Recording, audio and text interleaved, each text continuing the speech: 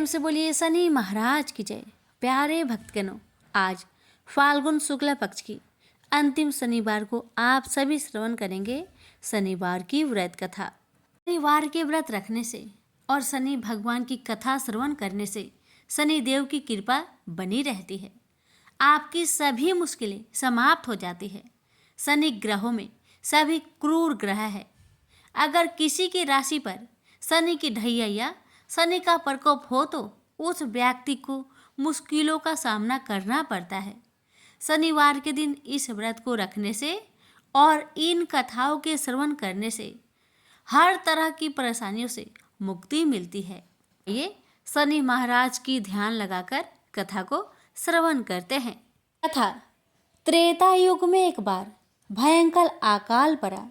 वर्षा न होने से सब वनस्पतियां सूख गई। तपोवन में भी कंद मूल तथा जल मिलना दुर्लभ हो गया। ऐसी स्थिति में कौशिक मुनि अपने परिवार को लेकर किसी ऐसी जगह की खोज में चले जहां जीवन यापन के लिए अन्न जल सुलभ हो। वे चलते गए बहुत दूर तक अकाल ही पड़ा था। उनका सबसे छोटा पुत्र लगातार चलने में असमर्थ हो गया था। एक रात उन्होंने उसे एक वन में वृक्ष के नीचे सोता हुआ ईश्वर के भरोसे छोड़ा और आगे निकल गए। प्रातः जब बच्चा जागा तो उन्होंने अपने माता पिता को नहीं देखा। व्याकुल होकर वह रोने लगा, पर उस निर्जन स्थान में उसका रोना कौन सुनता। रोते रोते थककर भूख प्यास से निराश होकर वह एक पीपल के वृक्ष के नीचे बैठ गया।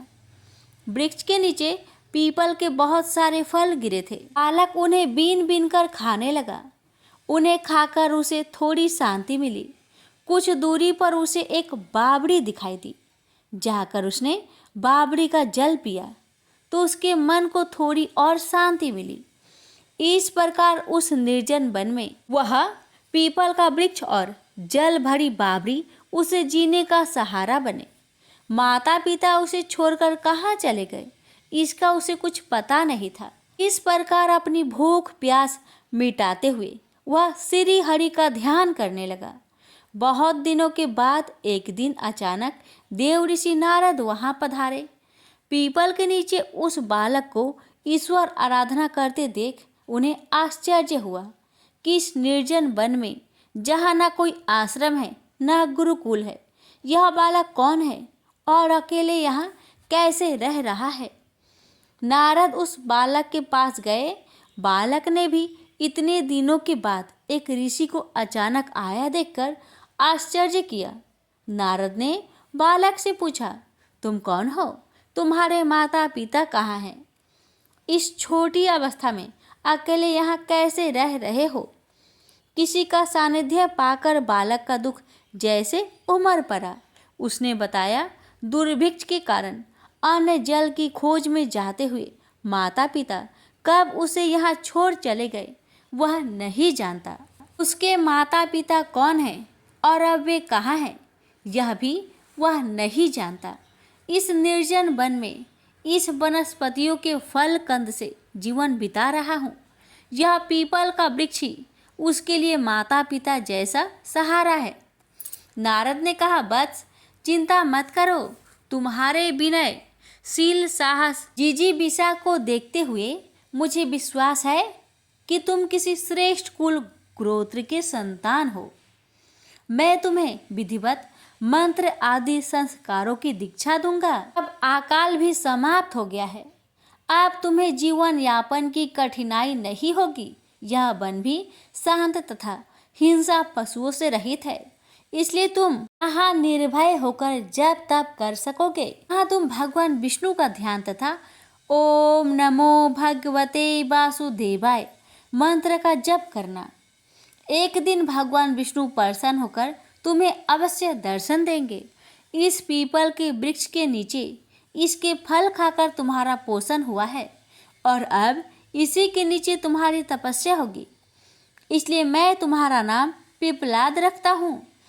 मेरा आशीर्वाद है कि एक दिन तुम बहुत बड़े सिद्ध ऋषि को श्रेणी में आ जाओगे। मैं अब जा रहा हूँ। एक दिन तुमसे मिलने अवश्य आऊंगा। ऐसा कहकर नारद चले गए। पिप्पलाद भगवान विष्णु की आराधना तथा मंत्र जप करने लगे। उनकी लगन तथा तप से संतुष्ट होकर भगवान विष्णु प्रकट हुए और कहा, पिप्पलाद, मैं तुम्हारी तपस्या से बहुत प्रसन्न हूँ, वर मांगो। पिप्पलाद ने आंखें खोली तो देखा कि सामने साक्षात चतुर्भुज विष्णु भगवान शंख चक्र गदा पद्म लिए खड़े हैं। उनको देखते ही पिप्पलाद अपनी शुद्ध बुद्ध भूलकर भाव विहल हो भगवान के चरणों में लिपट गए। भगवान विष्णु ने उन्हें प्रेम से उठाया और इच्छित वर मांगने के लिए कहा।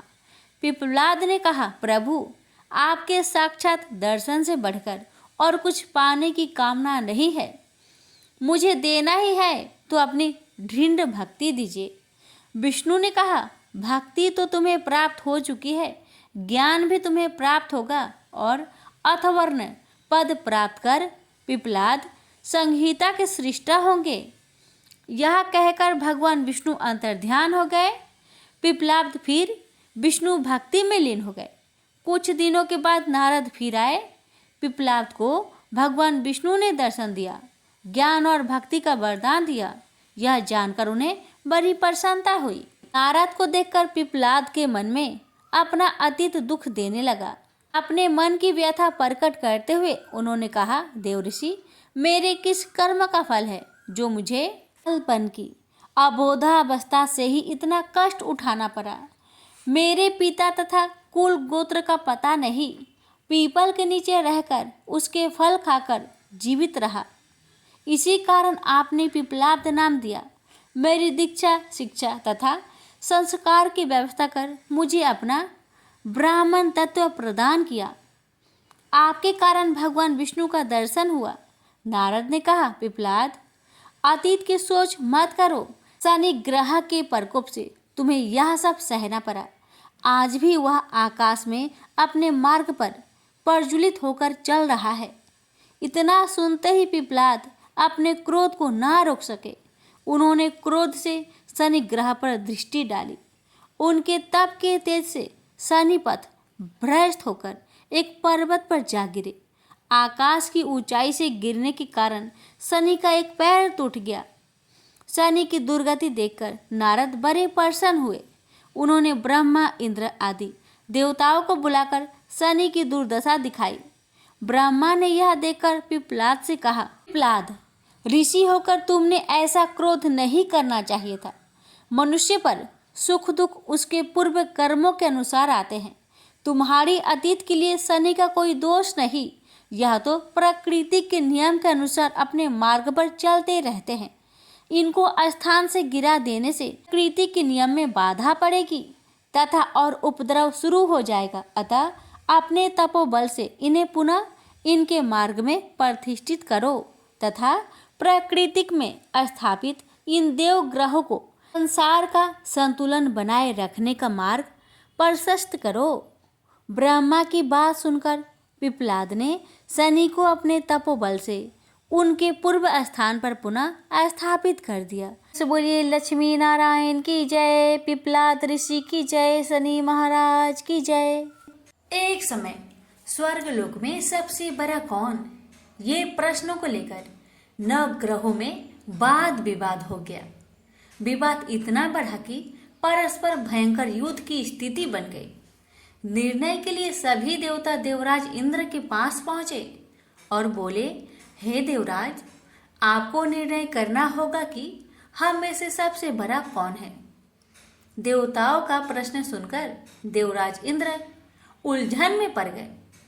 इंद्र बोले, मैं इस प्रश्न का उत्तर देने में असमर्थ हूँ। हम सभी पृथ्वी लोक में उज्जैनी नगरी में राजा विक्रमादित्य के पास चलते हैं।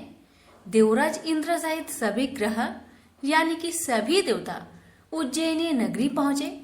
महल में पहुंचकर जब देवताओं ने उनसे अपना प्रश्न पूछा तो राजा विक्रमादित्य भी कुछ देर के लिए परेशान हो उठे, क्योंकि सभी देवता अपनी अपनी शक्तियों के कारण महान थे।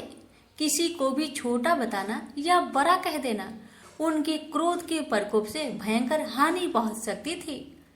अचानक राजा विक्रमादित्य को एक उपाय सूझा और उन्होंने विभिन्न धातुओं जैसे स्वर्ण, रजत, कांसा, ताम्र, सीसा, रांगा, जस्ता, अब्रक व लोहे के 9 आसन बनवाए। धातुओं के गुण के अनुसार सभी आसनों को एक दूसरे के पीछे रखकर उन्होंने देवताओं को अपने अपने सिंहासन पर बैठने को कहा। देवताओं के बैठने के बाद राजा विक्रमादित्य ने कहा, आपका निर्णय तो स्वयं हो गया। जो सबसे पहले सिंहासन पर विराजमान है वही सबसे बड़ा है। राजा विक्रमादित्य के निर्णय को सुनकर शनि देवता ने सबसे पीछे आसन पर बैठने के कारण अपने को छोटा जानकर क्रोधित होकर कहने लगे, राजा विक्रमादित्य, तुमने मुझे सबसे पीछे बैठाकर मेरा अपमान किया है। तुम मेरी शक्तियों से परिचित नहीं हो, मैं तुम्हारा सर्वनाश कर दूंगा।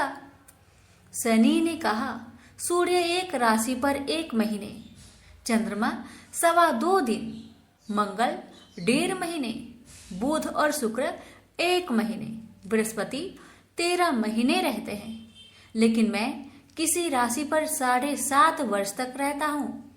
बड़े बड़े देवताओं को मैंने अपने प्रकोप से पीड़ित किया है। राम को 7.5 के कारण ही वन में जाकर रहना पड़ा और रावण को 7.5 के कारण ही युद्ध में मृत्यु का शिकार बनना पड़ा। राजा, अब तू भी मेरे प्रकोप से नहीं बच सकता। इसके बाद अन्य ग्रहों के देवता तो प्रसन्नता के साथ चले गए, परंतु शनि भगवान बड़े क्रोध के साथ वहां से विदा हुए। राजा विक्रमादित्य पहले की तरह ही न्याय करते रहे। उनके राज्य में सभी स्त्री पुरुष बहुत आनंद से जीवन यापन कर रहे थे। कुछ दिन ऐसे ही बीत गए। उधर शनि देवता अपने अपमान को भूल नहीं पाए थे। विक्रमादित्य से बदला लेने के लिए एक दिन शनि भगवान ने घोड़े के व्यापारी का रूप धारण किया और बहुत से घोड़ों के साथ उज्जैनी नगरी पहुंचे। राजा विक्रमादित्य ने राज्य में किसी घोड़े के व्यापारी की आने का समाचार सुना तो अपने अश्वपाल को कुछ घोड़े खरीदने के लिए भेजा। घोड़े बहुत कीमती थे। अश्वपाल ने जब वापस लौटकर इस संबंध में बताया तो राजा विक्रमादित्य ने स्वयं आकर एक सुंदर व शक्तिशाली घोड़े को पसंद किया। घोड़े की चाल देखने के लिए राजा उस घोड़े पर सवार हुए तो वह घोड़ा बिजली की गति से दौड़ पड़ा। तेजी से दौड़ता घोड़ा राजा को दूर एक जंगल में ले गया और फिर राजा को वहां गिराकर जंगल में कहीं गायब हो गया। राजा अपने नगर को लौटने के लिए जंगल में भटकने लगा, लेकिन उन्हें लौटने का कोई रास्ता नहीं मिला। राजा को भूख प्यास लगाई। बहुत घूमने पर उसे एक चरवाहा मिला। राजा ने उससे पानी मांगा। पानी पीकर राजा ने उस चरवाहे को अपनी अंगूठी दे दी। फिर उससे रास्ता पूछकर वह जंगल से निकलकर पास के नगर में पहुंचा। राजा ने एक सेठ की दुकान पर बैठकर कुछ देर आराम किया। उस सेठ ने राजा से बातचीत की तो राजा ने उसे बताया कि मैं उज्जैनी नगरी से आया हूँ। राजा के कुछ देर दुकान पर बैठने से सेठ जी की बहुत बिक्री हुई। सेठ ने राजा को बहुत भाग्यवान समझा और खुश होकर उसे अपने घर भोजन के लिए ले गया। सेठ के घर में सोने का एक हार खूंटी पर लटका हुआ था। राजा को उस कमरे में छोड़कर सेठ कुछ देर के लिए बाहर गया। तभी एक आश्चर्यजनक घटना घटी। राजा को देखते ही देखते सोने के उस हार को खूंटी ने निकल गई। सेठ ने कमरे में लौटकर हार को गायब देखा तो चोरी का संदेह राजा पर किया, क्योंकि उस कमरे में राजा ही अकेले बैठा था। सेठ ने अपने नौकरों से कहा कि इस परदेसी को रस्सियों से बांधकर नगर के राजा के पास ले चलो। राजा ने विक्रमादित्य से हार के बारे में पूछा तो उन्होंने बताया कि मेरे आंखों के ही सामने खूंटी ने उस हार को निगल लिया था। विक्रमादित्य की बात को सुनकर राजा बहुत क्रोध से भर गए। उन्हें लगा विक्रमादित्य झूठ कह रहे हैं, इसलिए राजा ने क्रोधित होकर चोरी करने के अपराध में विक्रमादित्य के हाथ पांव काटने के आदेश दे दिया। राजा विक्रमादित्य के हाथ पांव काटकर उसे नगर के सड़क पर छोड़ दिया गया। कुछ दिन बाद एक तेली उसे उठाकर अपने घर ले गया और उसे अपने कोल्हू पर बैठा दिया। राजा आवाज देकर बैलों को हाँकता रहता। इस तरह तेली का बैल चलता रहा और राजा को भोजन मिलता रहा। शनि देव के प्रकोप के साधे साथी पूरी होने पर वर्षा ऋतु प्रारंभ हुई। राजा विक्रमादित्य एक रात मेघ मल्हार गा रहे थे कि तभी नगर के राजा की लड़की राजकुमारी मोहिनी रथ पर सवार उस तेली के घर के पास से गुजर रही थी। उसने मेघ मल्हार सुना तो उसे बहुत अच्छा लगा और दासी को भेजकर गाने वाले को बुला लाने को कहा। दासी ने लौटकर राजकुमारी को अपंग राजा के बारे में सब कुछ बता दिया। राजकुमारी उसके मेघ मल्हार से बहुत मोहित हुई थी, अतः उसने सब कुछ जानकर भी अपंग राजा से विवाह करने का निश्चय कर लिया। राजकुमारी ने अपने माता पिता से जब यह बात कही तो वे हैरान रह गए। रानी ने मोहिनी को समझाया, बेटी तेरे भाग्य में तो किसी राजा की रानी होना लिखा है, फिर तू उस अपंग से विवाह करके अपने पांव पर कुल्हाड़ी क्यों मार रही हो। राजकुमारी ने अपनी जिद्दी नहीं छोड़ी। अपनी जिद्दी पूरी करने के लिए उसने भोजन करना तक छोड़ दिया और प्राण त्याग देने का निश्चय कर लिया। आखिर राजा रानी को विवश होकर अपंग विक्रमादित्य से राजकुमारी का विवाह करना पड़ा। विवाह के बाद राजा विक्रमादित्य और राजकुमारी तेली के घर रहने लगे। उसी रात सपने में शनि भगवान ने राजा से कहा, राजा तुमने मेरा प्रकोप देख लिया, मैंने तुम्हें अपने अपमान का दंड दिया है। राजा ने शनि भगवान से हाथ जोड़कर क्षमा प्रार्थना की कि हे भगवान, आपने जितना दुख मुझे दिया अन्य किसी को ना देना। शनि भगवान ने कुछ सोचकर कहा, राजा मैं तुम्हारी प्रार्थना स्वीकार करता हूँ। जो कोई स्त्री पुरुष मेरा पूजा करेगा, शनिवार को व्रत करके मेरी व्रत कथा सुनेगा, उस पर मेरी अनुकंपा सदा बनी रहेगी।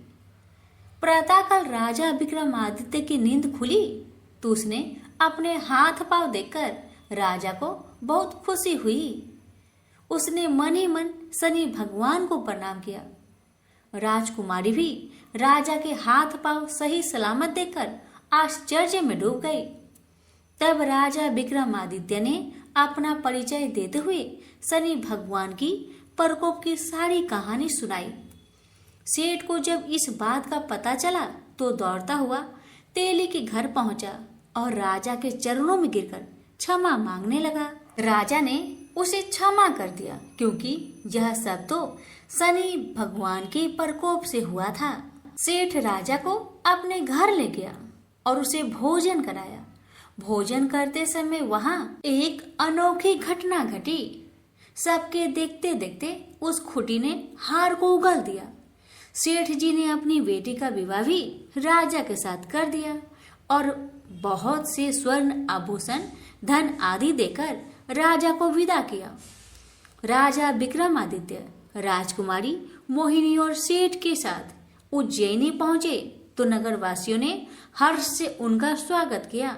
अगले दिन राजा विक्रमादित्य ने पूरे राज्य में घोषणा कराई कि शनिदेव सब देवों से सर्वश्रेष्ठ हैं। प्रत्येक स्त्री पुरुष शनिवार का उनको व्रत करे और व्रत कथा अवश्य सुने। राजा विक्रमादित्य की घोषणा से शनिदेव बहुत प्रसन्न हुए। शनिवार का व्रत करने और व्रत कथा सुनने के कारण सभी लोगों की मनोकामनाएं शनिदेव की अनुकंपा से पूरी होने लगी। सभी लोग आनंद पूर्वक रहने लगे। प्रेम से बोलिए शनि महाराज की जय। हे शनि महाराज, आपकी कथा कहने वाले, सुनने वाले, हुक्कार भरने वाले सभी भक्तों की सभी मनोकामना को पूर्ण करना, सभी के कष्टों को दूर करना। प्रेम से बोलिए शनि महाराज की जय। आप श्रवण करें शनि महाराज और ब्राह्मण की कथा। बहुत समय पहले की बात है। एक ब्राह्मण और ब्राह्मणी एक गांव में रहा करते थे। ब्राह्मण हर रात अपने सपने में नीली घोड़ी पर नीले कपड़े पहने एक आदमी को देखता था और वह आदमी कहता था, हे ब्राह्मण देवता, मैं तेरे लगूंगा। ब्राह्मण घबराकर उठ जाता और अगले दिन यही सपना उसे फिर आता। यह सपना उसे रोज आने लगा। ब्राह्मण बहुत परेशान हो गया और चिंता के मारे दुबला होने लगा, सूखने लगा। तो एक दिन उसकी पत्नी ने उससे कारण पूछा, हे ब्राह्मण देवता, आपको मैं इतनी अच्छी अच्छी भोजन पकाकर देती हूँ, फिर भी क्या कारण है कि आप दुबले होते जा रहे हैं? तो ब्राह्मण ने अपनी सपने की सारी बात पत्नी को बताया। ब्राह्मणी बोली, मुझे लगता है अवश्य ही वो शनि महाराज होंगे। अब की बार जब वो आपको दिखे तो आप कह देना, लग जाओ, पर 1:15 से ज्यादा मत लगना। उस दिन फिर सपना आने पर ब्राह्मण ने कहा, लग जाओ, पर कितने समय के लिए लगोगे? शनि जी बोले, 7.5 वर्ष का लगूंगा। ब्राह्मण ने कहा, क्षमा करे शनि भगवान, इतना भारी तो मुझसे झेला नहीं जाएगा। तब शनि भगवान बोले, तो 5 वर्ष का लग जाता हूँ। ब्राह्मण ने मना किया तो शनि जी कहने लगे, 1:15 का तो लगूंगा ही, इतना तो कोढ़ी कलंकी भिखारी के भी लग जाता हूँ। तब ब्राह्मण ने कहा, ठीक है। ब्राह्मण को 1:15 की शनि की दशा लग गई। ब्राह्मण ने दीन से जाकर ब्राह्मणी से कहा, मेरे 1:15 शनि की दशा लग गई है, इसलिए मैं जंगल में जाकर यह समय वहीं पर बिताऊंगा। मेरे लिए खाने पीने का सामान एक पोटली में बांध दो, और हाँ, मेरे जाने के पीछे तुम किसी से झगड़ा मत करना। इस बात का खास ध्यान रखना, ज्यादातर घर में ही रहना और बच्चों का ध्यान रखना। इस 1:15 के समय में कोई भी गाली दे तो चुपचाप सुन लेना, बहस मत करना। यह समझाकर ब्राह्मण जंगल में चले गए। जंगल में ब्राह्मण एक पीपल के पेड़ के नीचे बैठ गए और हनुमान जी का पाठ करने लगे। 1 पहर बीत गया। ब्राह्मण ने सोचा, बाकी बचा समय रास्ते में बीत जाएगी, इसलिए वहां से चल दिया। रास्ते में एक बाड़ी में मतीरे लगे थे। माली से एक मतीरा खरीदा, पोटली में बांधा और आगे को बढ़ा। आगे एक आदमी मिला जो असल में कोई और नहीं, भगवान शनि महाराज थे। ब्राह्मण से पूछा कि पोतली में क्या है? तब उसने कहा, मतीरा है। तब शनि भगवान बोले, दिखाओ। ब्राह्मण ने पोटली खोली, उसमें वह मतीरा राजकुमार का कटा हुआ खून से लथपथ सिर दिखाई दिया। तो शनि भगवान ब्राह्मण को राजा के पास ले गए और कहा कि इस ब्राह्मण ने राजकुमार की हत्या कर दी है, इसके पास पोटली में राजकुमार का सिर है। राजा ने कहा, मैं यह नहीं देख सकता, इस ब्राह्मण को सूली पर चढ़ा दो। राजा के यहाँ हाहाकार मच गया। ब्राह्मण को सूली चढ़ाने से पहले पूछा गया कि तुम्हारी कोई आखिरी इच्छा हो तो बताओ। ब्राह्मण ने सोचा, किसी तरह 1:15 पूरा बस हो जाए। ब्राह्मण ने सोच समझकर कहा। उसने कहा कि वह रोज बालाजी का कथा सुनता है, मरने से पहले अंतिम बार बालाजी का कथा सुनना चाहता है। ब्राह्मण को कथा सुनाने का प्रबंध किया गया। कथा कहते कहते 1:15 पूरा हो गया। शनि की दशा टलते ही राजकुमार शिकार खेल कर लौटा हुआ दिखाई दिया। राजकुमार को आता देखकर राजा बहुत खुश हुआ, लेकिन उसे निर्दोष ब्राह्मण की हत्या का दोष लगने का डर सताने लगा। उसने तुरंत घोड़सवार सैनिकों को ब्राह्मण को आदर सहित ले आने के लिए भेजा।